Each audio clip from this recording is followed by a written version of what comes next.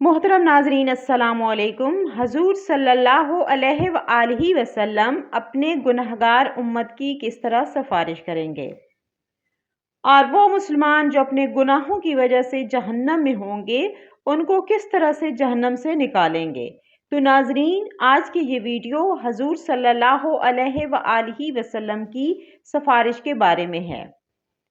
तो मोहतरम नाजरीन, जब ज़मीन पर कोई भी अल्लाह का नाम लेने वाला नहीं होगा, सारी ज़मीन मुशरिकों से भर जाएगी, तो अल्लाह ताला हज़रत इसराफील अलैहिस्सलाम को हुक्म देंगे कि सौर फूंकें। अल्लाह ताला ने कुरान करीम में कई मकामात पर क़यामत के दिन के भयानक मंजरों का जिक्र फरमाया है। उनमें सबसे अजीम मंजर वो है जब हज़रत इसराफील अलैहिस्सलाम को हुक्म मिलेगा कि वो सौर फूंके। ये सौर फूंकने का ऐसा वाक़या होगा जो आसमान और ज़मीन की हर मखलूक को हिला देगा। अल्लाह ताला कुरान मजीद में फरमाते हैं, आयत मुबारका का तर्जुमा है, और सौर फूंका जाएगा तो जो भी आसमानों में है और जो ज़मीन में है सब बेहोश हो जाएंगे, मगर जिसे अल्लाह चाहेगा ये दुनिया का इख्तिताम उसी वक्त होगा। पहाड़ टुकड़े टुकड़े हो जाएंगे, समुंदर उबल पड़ेंगे, आसमान फट जाएगा, सब कुछ फना हो जाएगा। फिर अल्लाह के हुक्म से दूसरा सौर फूंका जाएगा। ये लम्हा ऐसा होगा कि ज़मीन अपने अंदर छुपाए हुए तमाम मर्दों और औरतों को वापस बाहर निकाल देगा। रसूलुल्लाह सल्लल्लाहु अलैहि वसल्लम ने फरमाया, फिर अल्लाह आसमान से एक पानी बरसाएगा तो लोग उससे ऐसा उगेंगे जैसे सब्ज़ा बड़ी घास उगती है। हज़रत आयशा रज़ी अल्लाह ताला अन्हा फरमाती हैं कि मैंने रसूलुल्लाह सल्लल्लाहु अलैहि वसल्लम को फरमाते हुए सुना कि लोगों को क़यामत के दिन नंगे पाँव, बिना कपड़ों और बगैर खतना किए हुए उठाकर मैदान हशर की तरफ लाया जाएगा। मैंने अर्ज़ किया, या रसूलुल्लाह सल्लल्लाहु अलैहि वसल्लम, मर्द और औरतें सब इकट्ठे होंगे, वो तो एक दूसरे को देखेंगे। आप सल्लल्लाहु अलैहि वसल्लम ने फरमाया, ए आयशा, मामला इतना सख्त होगा कि उन्हें इसकी तरफ ध्यान भी नहीं जाएगा। जब लोग कब्रों से उठेंगे तो ज़मीन को बिल्कुल हमवार कर दिया जाएगा, सूरज को बहुत करीब ला दिया जाएगा और खौफ और परेशानी का ऐसा आलम होगा कि हर शख्स अपनी नेकियों और गुनाहों के अंजाम के फिक्र में डूबा होगा। जब लोग दोबारा जिंदा होंगे तो मौजूदा ज़मीन ख़त्म हो चुकी होगी। अल्लाह ताला एक नई ज़मीन पैदा फरमाएंगे। ये ज़मीन बिल्कुल हमवार सफ़ेद, उस पर कोई पहाड़, दरख्त या गड़ा नहीं होगा। फिर सब लोग मैदान हशर की तरफ रवाना होंगे। हदीस में आता है कि लोग अलग अलग हालतों में होंगे। कुछ लोग ऊंची ऊंची सवारियों पर होंगे और महशर की तरफ चल रहे होंगे। ये वो लोग होंगे जो दुनिया में अल्लाह के नेक बंदे रहे, जिन्हें इज्जत और एहतराम के साथ लाया जाएगा। कुछ रवायतों में है कि अंबिया, सिद्दीकीन, शुहदा और सालिहीन को खास सवारियों पर लाया जाएगा। कुछ लोग पैदल चल रहे होंगे, ये आम लोगों की अक्सरियत ज़्यादातर होगी। कुछ लोग घुटनों के बल घसीटते हुए आएंगे, ये वो लोग होंगे जिनके आमाल अच्छे काम कमज़ोर और गुनाह ज़्यादा होंगे। और ज़मीन की सख्ती और खौफ उन्हें सीधा चलने नहीं देगा और कुछ लोगों के चेहरों के बल घसीटते हुए आएंगे। रसूलुल्लाह सल्लल्लाहु अलैहि वसल्लम ने फरमाया, क़यामत के दिन हशर के मैदान में सूरज को बिल्कुल करीब कर दिया जाएगा, यहाँ तक कि वो इनसे 1 मील के फासले पर रह जाएगा। तमाम लोग अपने आमाल के हिसाब से पसीने में डूबे हुए होंगे। उनमें से कुछ लोग वो होंगे जिनका पसीना टखनों तक होगा, कुछ लोग वो होंगे जिनका पसीना घुटनों तक होगा, अस्तगफिरुल्लाह। कुछ वो होंगे जो कमर तक पसीने में डूबे हुए होंगे और कुछ लोग ऐसे होंगे जिनके लिए उनका पसीना लगाम की तरह हो जाएगा। सब लोग सख्त तकलीफ में होंगे, शदीद गर्मी में होंगे और ये दिन 50,000 साल के बराबर होगा। रसूलुल्लाह सल्लल्लाहु अलैहि वसल्लम फरमाते हैं, उस वक्त कुछ लोग कहेंगे کیا تم دیکھتے نہیں کہ کس حال میں ہو، کس مصیبت میں پھنس گئے ہو؟ کیوں نہ ایسے شخص کو تلاش کریں جو تمہارے رب کی بارگاہ میں تمہاری سفارش کرے۔ پھر کچھ لوگ کہیں گے کہ تم سب کے باپ تو حضرت آدم علیہ السلام ہیں۔ پھر سب لوگ ان کی خدمت میں حاضر ہو کر عرض کریں گے، اے سیدنا آدم علیہ السلام، آپ ابو البشر ہیں۔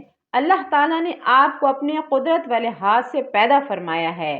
آپ میں اپنی روح پھونکی اور فرشتوں کو حکم دیا تو انہوں نے آپ کو سجدہ کیا اور آپ کو جنت میں رہنے کی جگہ دی۔ اب آپ اپنے رب کی بارگاہ میں ہماری سفارش کریں گے۔ کیا آپ دیکھتے نہیں کہ ہم کس مشکل میں ہیں اور ہم پر کتنی بڑی تکلیف آ گئی ہے، اور ہم پر کتنی بڑی تکلیف اور مصیبت ہے؟ حضرت آدم علیہ السلام فرمائیں گے، میرے رب نے آج ایسا غضب فرمایا ہے کہ ایسا غضب نہ پہلے فرمایا نہ آئندہ فرمائے گا۔ اس نے مجھے ایک درخت کا پھل کھانے سے منع کیا تھا تو مجھ سے اس کے حکم کی تعمیل میں غلطی ہو گئی تھی، اور اس لیے مجھے اپنی جان کی فکر ہے۔ تم کسی اور کے پاس جاؤ، تو حضرت نوح علیہ السلام کے پاس جاؤ۔ لوگ پھر حضرت نوح علیہ السلام کی بارگاہ میں حاضر ہو کر عرض کریں گے کہ اے سیدنا نوح علیہ السلام، آپ اہل زمین کے سب سے پہلے رسول ہیں، اور اللہ تعالیٰ نے آپ کا نام عبدن شکورن یعنی شکر گزار بندہ رکھا ہے۔ کیا آپ دیکھتے نہیں کہ ہم کس مصیبت میں ہیں؟ کیا آپ دیکھتے ہی نہیں ہیں کہ ہم کس مشکل حالات میں ہیں اور ہم پر کتنی بڑی تکلیف آ چکی ہے؟ کیا آپ اپنے رب کی بارگاہ میں ہماری سفارش کریں گے؟ وہ فرمائیں گے، میرے رب نے آج ایسا غضب فرمایا ہے کہ نہ پہلے کبھی ایسا فرمایا اور نہ آئندہ ایسا فرمائیں گے۔ مجھے اپنی جان کی فکر ہے، مجھے اپنی حفاظت کی پرواہ ہے، اس لیے تم کسی اور نبی کے پاس جاؤ۔ پھر سب لوگ حضرت ابراہیم علیہ السلام، حضرت موسیٰ علیہ السلام اور تمام انبیاء کے پاس جائیں گے، لیکن کوئی بھی سفارش نہ کر پائے گا۔ ہر کسی کو اپنی جان کی فکر ہوگی۔ جب آخر میں لوگ حضرت عیسیٰ علیہ السلام کے پاس آئیں گے تو حضرت عیسیٰ علیہ السلام فرمائیں گے کہ حضرت محمد صلی اللہ علیہ وآلہ وسلم کے پاس جاؤ۔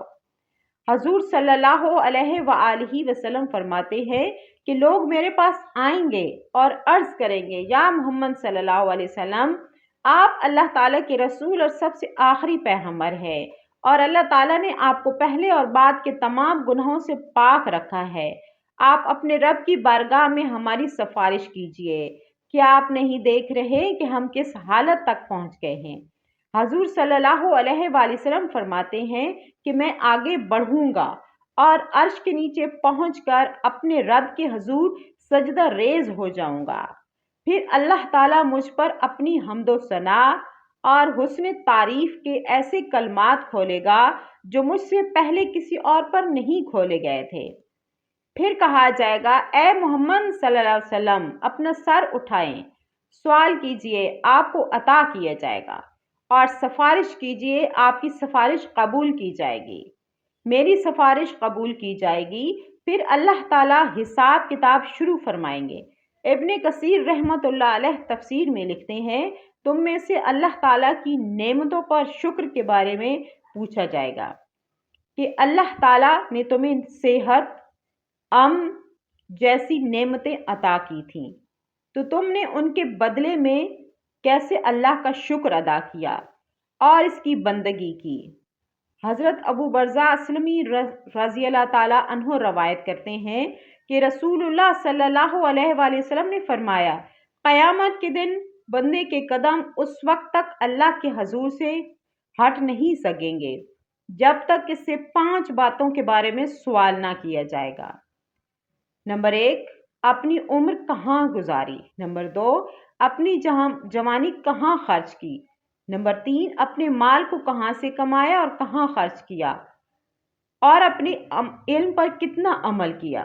یہ سوالات اس بات کی یاد دلاتے ہیں کہ دنیا میں ملی ہوئی ہر نعمت، وقت اور موقع ایک امانت ہے، اور اس کا حساب اللہ کے حضور دینا لازمی ہے۔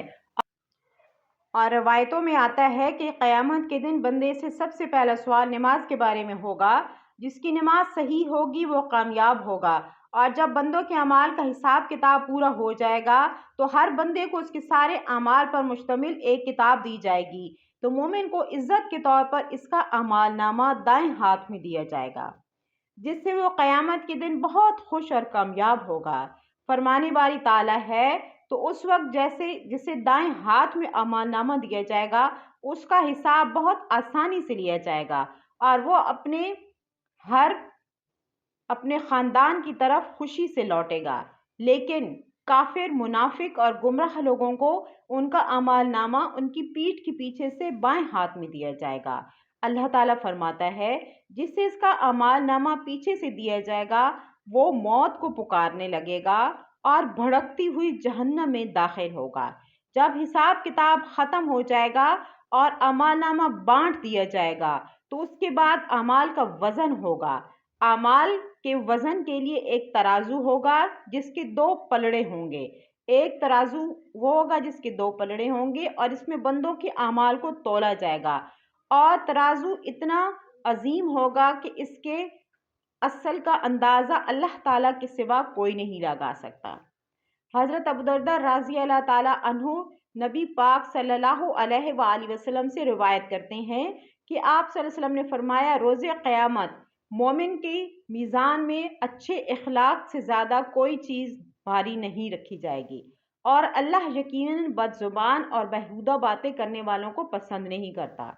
جب اعمال کا وزن ہو جائے گا تو جس کا پلڑا بھاری ہوگا وہ جنتی ہوگا اور جس کا پلڑا ہلکا ہوگا وہ جہنمی ہوگا۔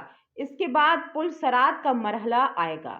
ناظرین، آپ پل صراط کے بارے میں تو جانتے ہی ہوں گے کہ پل صراط کیا ہے۔ پل صراط میں ایک بے حد باریک اور تیز دھار والا راستہ ہے جو دوزخ کے اوپر سے گزارا جائے گا، اور قیامت کے دن ہر انسان کو اس کے اوپر سے گزرنا پڑے گا۔ حدیث میں آتا ہے کہ یہ راستہ بال سے بھی زیادہ باریک اور تلوار سے بھی زیادہ تیز ہوگا۔ مومن اپنے ایمان اور اعمال کی روشنی کے مطابق اس سے گزریں گے، کچھ بجلی کی طرح تیزی سے اور کچھ ہوا کی طرح، کچھ دوڑتے ہوئے، کچھ چلتے ہوئے، کچھ گھسیٹتے ہوئے۔ جو مومن ہوں گے وہ جنت میں داخل ہو جائیں گے، اور جو منافق اور کافر ہوں گے وہ پل صراط پر پھسل جائیں گے اور اس کے اندر گر جائیں گے۔ حضرت عبداللہ بن عباس رضی اللہ تعالیٰ عنہ سے روایت ہے کہ نبی پاک صلی اللہ علیہ وآلہ وسلم نے فرمایا، قیامت کے دن تمام انبیاء کرام علیہ السلام کے لیے سونے کے منبر بچھائے جائیں گے اور وہ ان پر بیٹھیں گے، لیکن میرا منبر خالی رہے گا، میں اس پر نہیں بیٹھوں گا بلکہ اپنے رب کریم کے سامنے کھڑا رہوں گا، اس ڈر سے کہ کہیں ایسا نہ ہو کہ مجھے جنت میں بھیج دیں اور میری امت میرے بعد بنا مدد کے رہ جائے۔ پھر میں عرض کروں گا کہ اے میرے رب، میری امت، میری امت۔ رب العالمین فرمائیں گے کہ اے نبی کریم بتائیں آپ کیا چاہتے ہیں۔ حضور صلی اللہ علیہ وسلم نے فرمایا کہ میں اس وقت تک جنت میں داخل نہیں ہوں گا جب تک میں اپنی تمام امت کو بخشوا نہ لوں۔ پھر اللہ تعالیٰ فرمائیں گے کہ اے میرے حبیب بتاؤ کیا چاہتے ہو۔ میں عرض کروں گا کہ میں اپنی امت کے ہر بندے کو بخشوانا چاہتا ہوں۔ اللہ تعالیٰ فرمائیں گے کہ آپ جائیں جہنمیوں کے پاس، اور جن جن کے دل میں تھوڑا سا بھی نیکی باقی ہے آپ ان کو جنت میں لے جائیں۔ اس طرح میں اپنے امت کی تو محترم ناظرین، جتنی بھی زندگی باقی ہے اسوہ رسول کی اتباع کریں، اللہ تعالیٰ اور اس کے بتائے ہوئے طریقوں پر چلیں تاکہ آخرت میں ہمارے لیے کوئی سامان بن سکے۔ امید کرتی ہوں آج کی ویڈیو آپ کو پسند آئی ہوگی۔ ویڈیو پسند آئی ہے تو لائک کریں، شیئر کریں اور چینل کو سبسکرائب کریں۔ اللہ آپ کا حامی و ناصر ہو۔